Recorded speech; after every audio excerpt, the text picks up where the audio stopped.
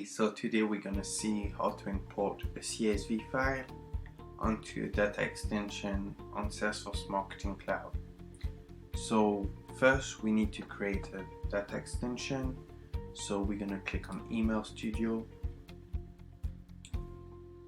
Then you're going to go on Subscribers and scroll down to Data Extension. You're going to select the folder where you want to create that data extension. Once you select the folder, you're going to click on Create. You're going to select a standard type of data extension here. Click OK. You name it however you want. In this case, I'm going to name it D, so data extension underscore example. You can give it an external key, give it a description, and you want to make this data extension sendable and testable. It's for in a case where you want to send an email using that data extension, and you won't be able to test it as well to preview how it will render on email. Then you will click Next.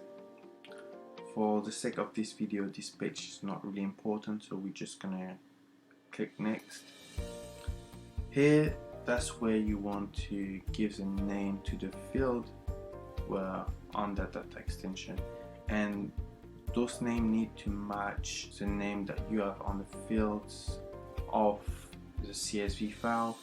So we're gonna go on the CSV file now. And as you can see here, we have several fields, so I created several fields for this example.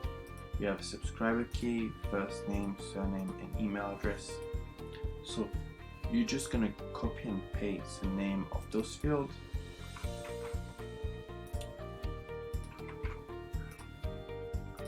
First name, surname, and email address. The length, you want it to make it long enough so all the character can be included.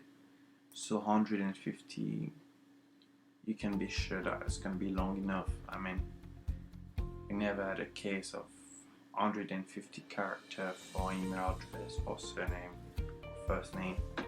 Then for the send relationship, you want the subscriber key to relate to subscriber and subscriber key. Then click Create. So now we have our data extension, but we have no record. So what we want now is to have all the record that we have on CSV file onto that data extension. So we're going to click Import.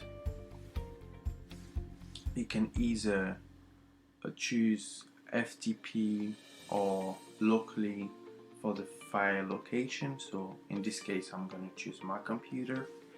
Then click Browse, and I'm going to select my CSV file, and then since it's a CSV file, we're going to click on comma instead of tab. The date format, we're going to keep it as English, United States, and import type. So as we have no record, and this is a new data extension, it's better to use overwrite.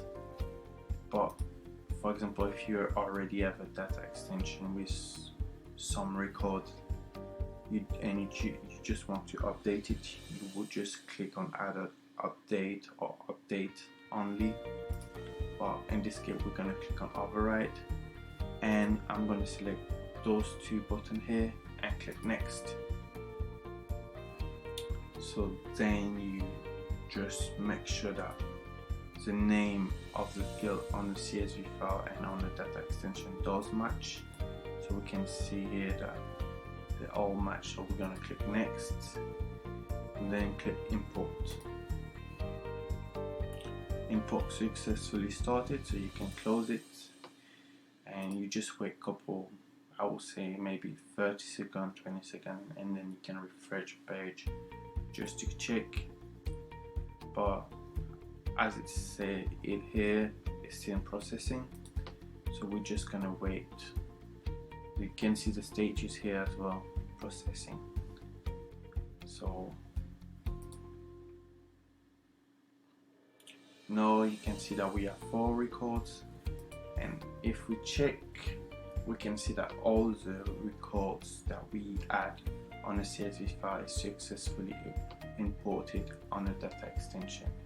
And that's how you import a CSV file on a data extension.